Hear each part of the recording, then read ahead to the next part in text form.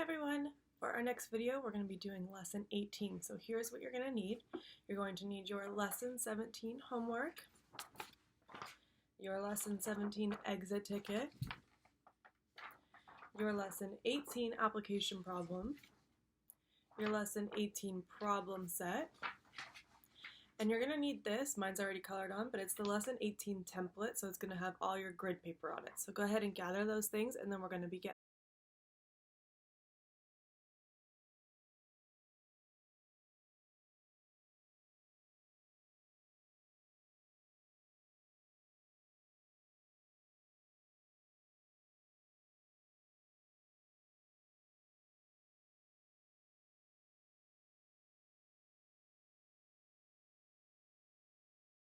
We're going to begin by going over our lesson 17 homework. So again, this is on our previous lesson and we'll be going a few problems at a time. And then remember, this is something new, so if you're confused, you can always go back, fix it, pause it, whatever you need to do. Alright, let's look at 1A. It says the shapes below are made of rectangles. Label the unknown side lengths, then write and solve an equation to find the perimeter of each shape. Okay, so looking at 1A, when I don't know these two sides, I'm going to make sure that when I add them all up, they're going to equal this opposite side. So looking, I see that this side is 9. When I add up these two sides, it's going to have to also equal 9. So right here, I already know I have 2. So 9 minus 2 is 7, which is where I get the 7 from. Same thing with the top and the bottom. I know that this dotted line that I made in to make these two separate shapes is going to equal 4 meters because this is equal. This is my little rectangle. Here, 7 meters. If this is 4 meters, I'm going to take 4 from 7, which is where I get my 3 meters from. So you just want to figure out what the opposite side lengths need to make them equal. So if this is 9, we have 7 plus 2. If this is 7, we have 4 plus 3.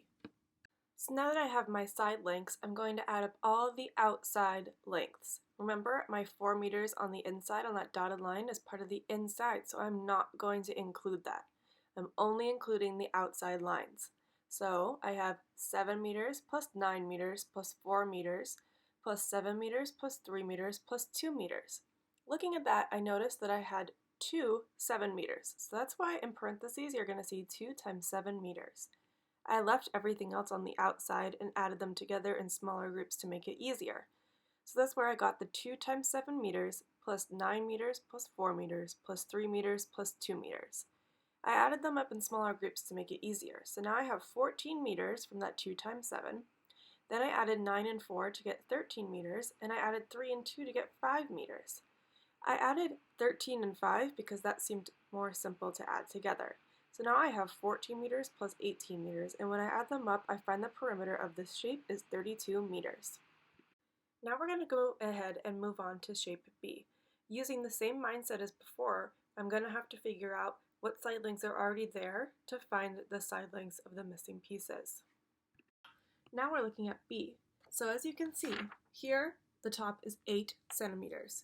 If my bottom two are 2 centimeters and 2 centimeters, when I add those up, I get 4. So now I need to figure out how I can get from 4 to my 8 centimeters.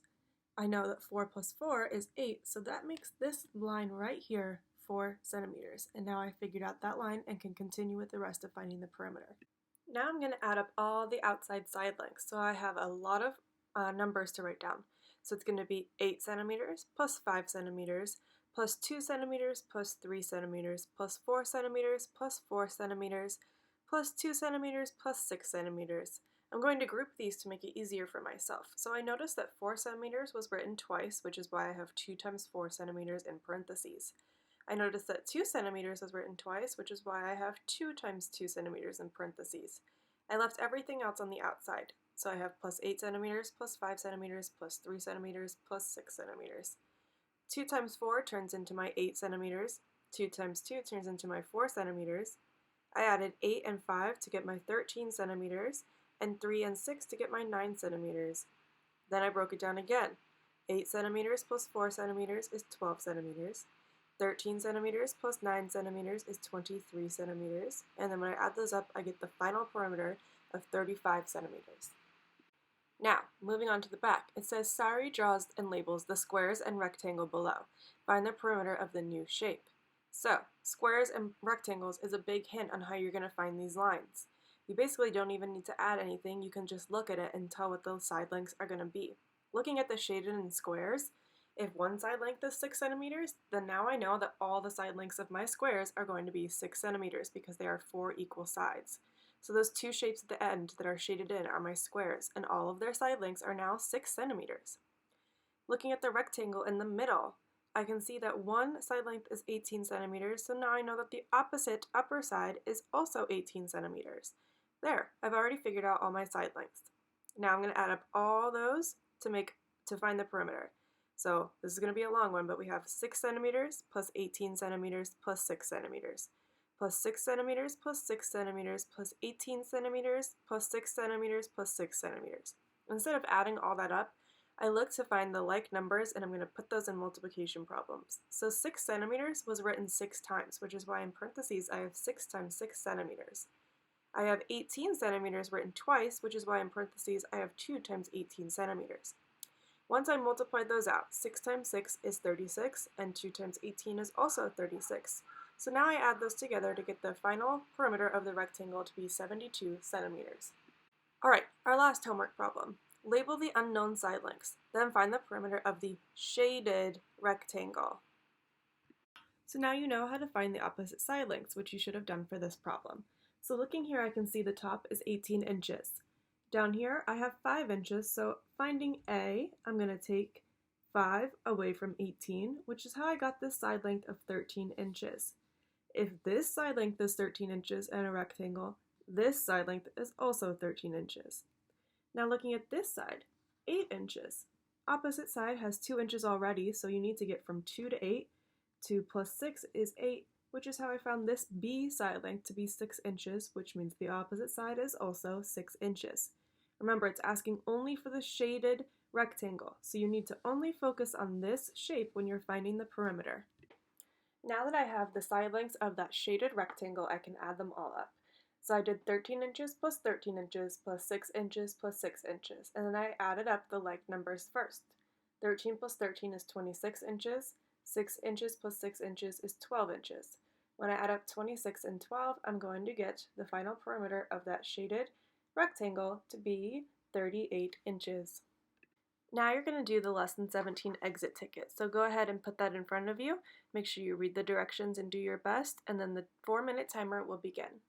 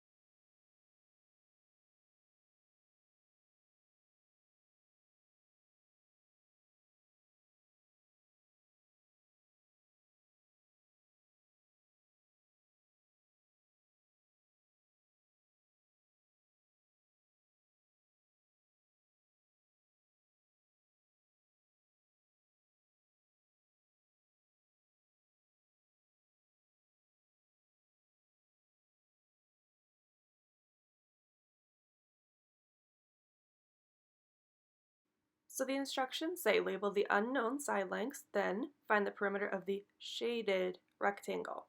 So you need to find the side lengths of A and B. Just like we did before in our homework, you can see that the bottom of the rectangle is, the larger rectangle, is 12 meters. Once you look at the top, you see A and 5 meters. I know that 7 plus 5 is 12 because that's the same as the bottom, so now I know that A is equal to 7 meters. Now looking at the sides of the rectangle, one total side length is 14 meters. When I look at the left side, it says B and 6. So what am I going to have to add to 6 to get 14? That's how I figure out that B is equal to 8 meters. This being a rectangle, I know that the opposite sides are equal. So adding up the opposite sides of the rectangle, I'm going to get 8 meters plus 8 meters and 7 meters plus 7 meters. 8 plus 8 is 16, 7 plus 7 is 14. 16 plus 14 is 30 meters, so the perimeter of the shaded rectangle is 30 meters. Now you're going to need the Lesson 18 application problem in front of you.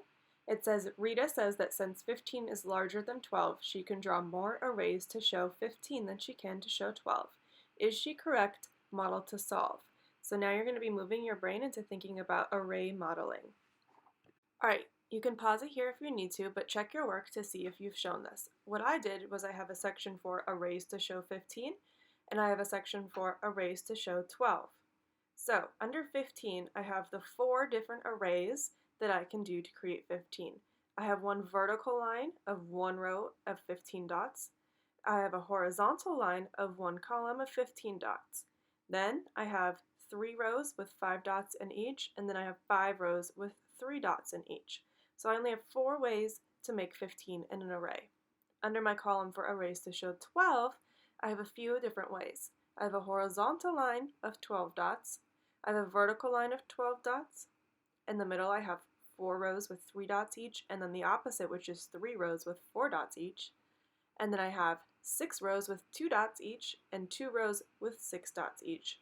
So I have 4 arrays in 15 and 6 arrays in 12. So Rita is not correct. You can draw 6 arrays for 12 and 4 for 15. There are more arrays for 12 than 15. What you're going to do now is go ahead and get the Lesson 18 template. It's basically just an empty grid paper. And what I want you to do is take a couple minutes and you're going to draw out a few different shapes or rectangles to create an area of 24 centimeters. So, how are you going to make a few different shapes to equal an area of 24 centimeters? Take your time, pause right here, fill out as many as you can, and then you can check our work. As you can see, here are the ones that I was able to come up with. I have 24 by 1 centimeter. That is my longest rectangle up at the top. Then I have 12 by 2, so I have 12 rows with 2 in each. Then I have 3 times 8 and 4 times 6. Of course, you can make 2 times 12 go the opposite direction, 3 times 8 go the opposite direction, and 4 times 6 go the opposite direction as well, but these are the rectangles that I came up with during this time. Alright, keep that grid template with you because you're going to need it for the first problem on our problem set. So make sure you have the problem set in front of you and keep your grid template next to you. Alright, number 1 says use unit squares to build as many rectangles as you can with an area of 24 square units. Shade in squares on your grid paper to represent each rectangle that you made with an area of 24 square units. This is where your grid template's going to come in, so you're going to use the examples that you came up with or I came up with or whatever is going to be easiest. A. Estimate to draw and label the side lengths of each rectangle you built in problem 1. Then find the perimeter of each rectangle. One rectangle is done for you. So our first rectangle is at the top. It has 24 units by 1 unit. That's the area. They multiplied those 2 side lengths. It also wants you to find the perimeter. So you're going to assume that they're written there for you. So if the one side is 1 unit, the opposite side is 1 unit. If one side is 24 units, the opposite side is 24 units, which is where that perimeter problem came in. The perimeter would be 24 units plus 1 unit plus 24 units plus 1 unit. And that altogether equals 50 units. Now you draw them in and find the perimeter as well. So I put in the rectangle for 12 units by 2 units. Opposite sides are the same. So 2 units plus 12 units plus 2 units plus 12 units. 2 plus 2 is 4. 12 plus 12 is 24. 4 units plus 24 units is 28 units. Now I have my 6 times 4 units. Opposite sides are the same, so 4 units plus 4 units plus 6 units plus 6 units. 4 plus 4 is 8, 6 plus 6 is 12, 8 plus 12 is the perimeter is 20 units. My last one is 8 by 3. So, opposite sides being the same, 3 units plus 3 units plus 8 units plus 8 units, because I'm adding up all the sides of our rectangle.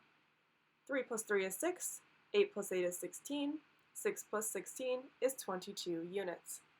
B says that the areas of the rectangles in part A above are all the same. What do you notice about the perimeters? So they're right, the areas are the same because when you multiply the side lengths, they all have an area of 24 units because that was your goal when making these rectangles. But looking at the perimeters, what do I notice? So even though the areas are all the same, the perimeters are all different with the different shapes I have made.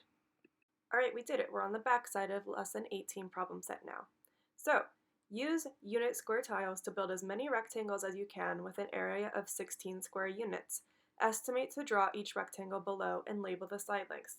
So like our 24 unit one where we used our grid paper, you can do another set of 16 square units, or you can just think in your head what times what is going to equal 16 and draw out those rectangles. So as you can see, one I did is 1 times 16, and so I have one column of 16 units. Being a rectangle, opposite sides are equal, so now I have to find the perimeter. So I did 16 plus 16 plus 1 plus 1. 16 plus 16 is 32, 1 plus 1 is 2. 32 plus 2 is 34. So the perimeter of this is 34 units. I also thought 16 I can get from 2 times 8. So opposite sides being the same, I have all the side lengths of this rectangle that is 2 times 8. 8 plus 8 plus 2 plus 2. 8 plus 8 is 16, 2 plus 2 is 4, 16 plus 4 is 20 units. Another way to get 16 is 4 times 4. If 4 times 4, those are the same sides, so I know that the shape is going to be a square. Instead of adding up all the side lengths, I'm going to do the number of sides times the side length because they are equal. So I have 4 sides at 4 units each, so 4 times 4 units is 16 units. A asks me to find the perimeter of the rectangles you built. I already did that, so I'm going to check it off. Now B says, what is the perimeter of the square? Explain how you found your answer. So I only have one shape up there that's a square, and that's my 4 unit by 4 unit. The perimeter of the square is 16 units because the side lengths are all 4 units, and a rectangle with 4 equal side lengths is a square. Okay, our last problem. Doug uses square unit tiles to build rectangles with an area of 15 square units. He draws the rectangles as shown below but forgets to label the side lengths. Doug says that rectangle A has a greater perimeter than rectangle B. Do you agree? Why or why not? So even just looking at this, I'm going to say yes, I agree that rectangle A has a greater perimeter. Because when rectangles have the same areas, the longer skinny rectangle has a greater perimeter. There are more sides to add up. You can even label it if you want to, what could equal 15, but rectangle A has a greater perimeter. Alright, you did it, you guys. Now you're going to do this homework and we'll go over it in our next video.